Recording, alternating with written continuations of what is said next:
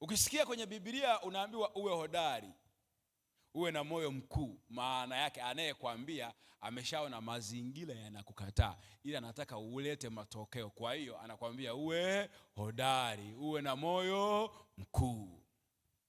Kwa usituambie ya kwamba nimeshindwa kuzalisha kwa sababu ya ABC. Usituambie nimeshindwa kuomba kwa sababu ya ABC. Usilete kwa Bwana.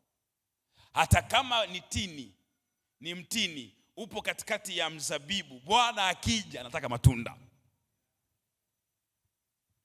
Hata kama wewe ni muamini, umepandwa katikati ya wachawi, Bwana akija anataka akuone umeshinda kula, wewe ni mbunge.